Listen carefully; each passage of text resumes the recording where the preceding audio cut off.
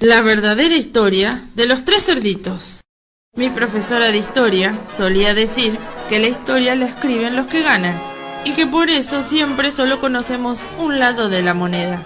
Ni hablar de la manipulación de los hechos que suele hacer la prensa. Tal parece haber sido el caso con el cuento Los tres chanchitos que nos contaron cuando éramos chicos. A continuación, lo que realmente sucedió, según nos cuenta el lobo, y cómo fue que los periodistas lo convirtieron en el lobo feroz. Pobre señor lobo, al final es un incomprendido.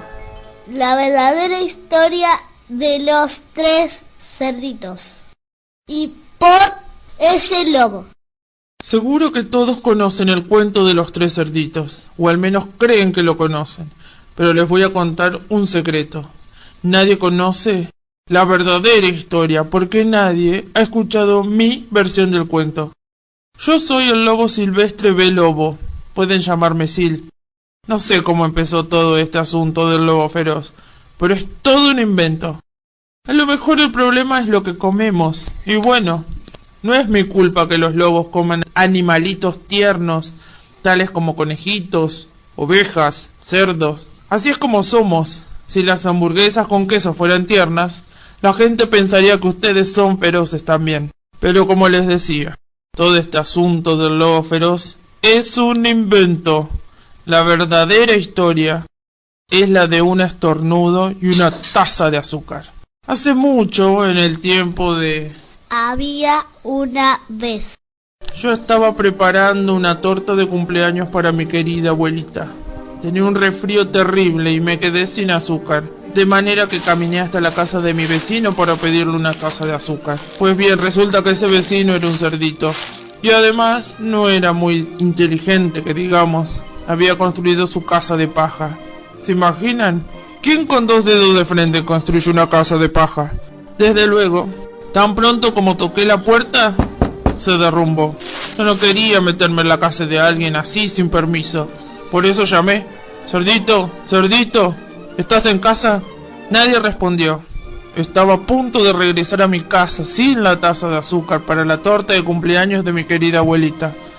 Entonces me empezó a picar la nariz. Sentí que iba a estornudar. Soplé y resoplé y lancé un tremendo estornudo. ¿Y saben lo que pasó? La dichosa casa de paja se vino abajo. Y allí en medio del montón de paja estaba el primer cerdito, bien muertecito. Había estado en la casa todo el tiempo. Me pareció una lástima dejar una buena cena de jamón tirada sobre la paja, así que me la comí. Piensen lo que harían ustedes si encontraran una hamburguesa con queso. Me sentí un poco mejor, pero todavía me faltaba mi taza de azúcar. Me dirigí a la casa del siguiente vecino.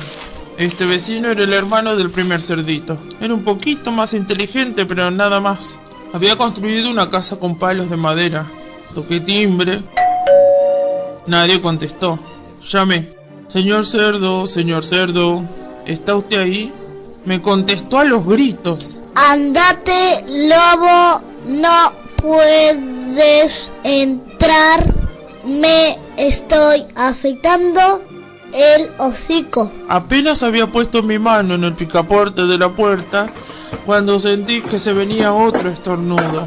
Soplé y traté de taparme la boca, pero lancé un tremendo estornudo. Y no lo van a creer, pero la casa también se vino abajo, como la de su hermano. Cuando el polvo se fue, ahí estaba el segundo cerdito, bien muertecito. Palabra de lobo. No necesito recordarles que la comida se echa a perder si se la deja al aire libre. Por eso, lo único que podía hacerse era cenarlo. Y cené otra vez. ¿Acaso ustedes no hubieran comido una hamburguesa con queso? Me empecé a sentir horriblemente lleno, pero estaba mejor del resfrío. Y todavía no había conseguido esa taza de azúcar para la torta de cumpleaños de mi querida abuelita. De manera que me dirigí a la siguiente casa. Resultó ser el hermano del primer y del segundo cerdito. Debe haber sido el genio de la familia porque había construido su casa con ladrillos. Toqué en la casa de ladrillos y nadie contestó. Llamé. Señor cerdo, ¿está usted ahí? ¿Saben lo que me contestó ese puerquito grosero? Fuera de aquí, lobo, no molestes más. ¡Qué falta de modales! Probablemente tenía un saco de azúcar lleno y ni siquiera quería darme una tacita para la torta de cumpleaños de mi querida abuelita. ¡Qué cerdo! Estaba a punto de regresar a mi casa y quizás hacer una tarjeta de cumpleaños en vez de una torta, cuando sentí otra vez mi resfrío.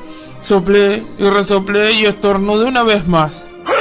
Entonces el tercer cerdito gritó: Que tu querida abuelita se siente en un alfiler. Normalmente soy un tipo muy tranquilo, pero cuando alguien habla así de mi querida abuelita, pierdo un poquito la cabeza. Por supuesto, cuando llegó la policía, yo estaba tratando de tumbar la puerta del cerdito, y en todo el tiempo seguí soplando y resoplando y estornudando y armando un verdadero escándalo.